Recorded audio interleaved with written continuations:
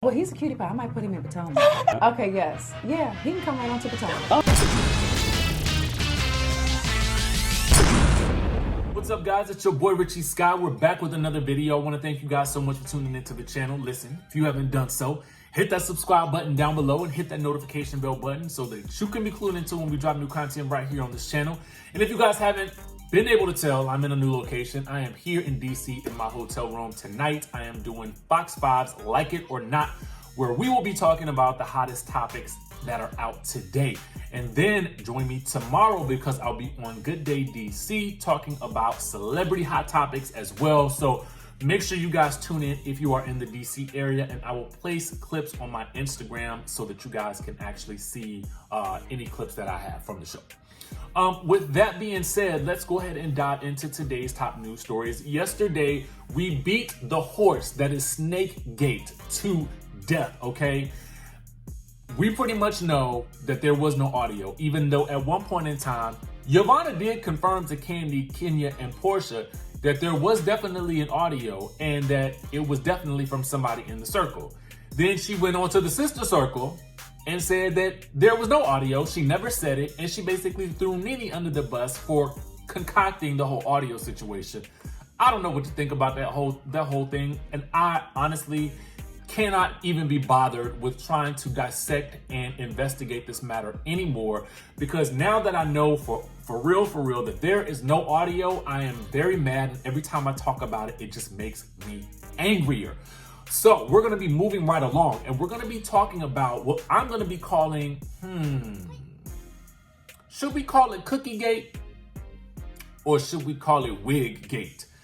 I want you guys to keep that question in mind as we continue to talk about what we're going to be talking about today. It's all Real Housewives of Atlanta related. We're going to be talking about the brewing feud between Kenya and Tanya. And then we've got some interesting information about Kandi, Porsha, Apollo, and Todd and all that sort of stuff. So stick around because Kandi's giving us some revelations. But first things first, we're going to be talking about this whole Kenya Moore situation, okay? Now, let's go ahead and dive into what's really good. Okay, so the sources are saying that Kenya Moore has some explaining to do during the Sunday, January 12th episode of Watch What Happens Live with Andy Cohen. It was revealed that the Real Housewives of Atlanta star, who is 48, left a wig in co-star Tanya Sam's, with co-star Tanya Sam during a preview clip of the upcoming episode due to air on Sunday, January 19th. Now, this comes as a surprise because Kenya has always insisted that she only wears her natural hair. Now, what happened was this. Andy previewed the short clip which featured Tanya, Kandi, Porsha, and Marlo sitting together and discussing a conversation that took place during their cast trip to Canada. Now, during said conversation, Kenya insinuated that someone in the group was being cheated on. Y'all remember that. Now, Porsha admitted that at first she thought Kenya was referring to her and Dennis, because y'all know the couple have been going through a rough patch. Now, that storyline has been heavily documented on the show, but Tanya chimed in, if this is your definition of cheating, it doesn't apply to us. Now, Marlo then told the ladies, one thing I know about Kenya, if she's sniffing around, then she knows something. This is some good foreshadowing from Marlo. Then Tanya later informed the group that although Kenya thought she has dirt on one of the ladies, Tanya is in fact the one that has information about Kenya.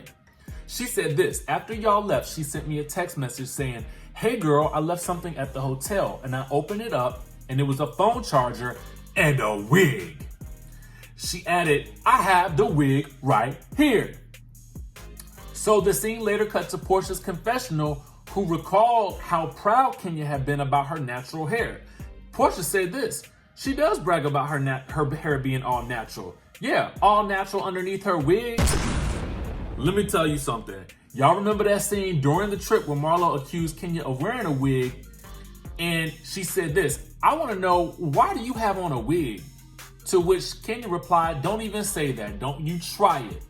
Now, when Marlo continued to press Kenya and the two women bickered about whether or not Kenya was wearing a wig, Marlo even went as far as to tugging on her own wig in an effort to get Kenya to admit she was wearing a wig. Pull it off, Marlo insisted. Kenya has a wig, not the one who came to my event and was promoting products for natural hair care. Kenya continued to dodge Marlo's accusations when Kandi chimed in, insisting that the ladies ended their trip on a good note.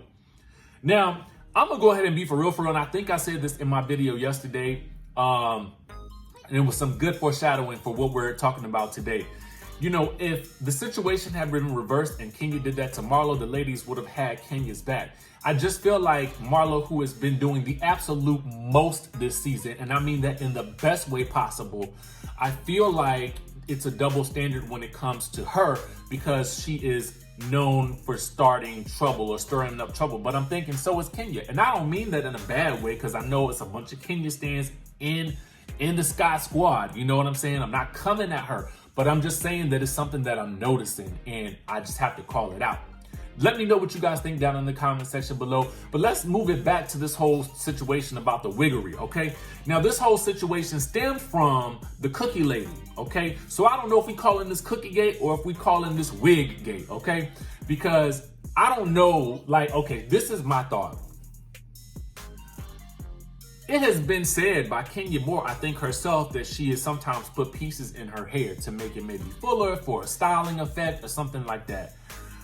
I do understand somewhat of the scandal of it all because she does really kind of go in about her hair being natural. But the thing about it is, it's really proven that her hair is long, beautiful, and luxurious. So if she wanted to wear a wig, I don't really see what the issue is. I mean, I get it. You know what I'm saying? There's always gonna be that one person who in your friend circle is gonna deny that they've had any tweaks done, that they've had any work done, that they've had anything extra added here, there, and everywhere.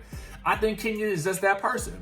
But you know, in fact, even when I was watching the scene, and I'm not a wigologist, but I could definitely tell girl had on a wig, okay?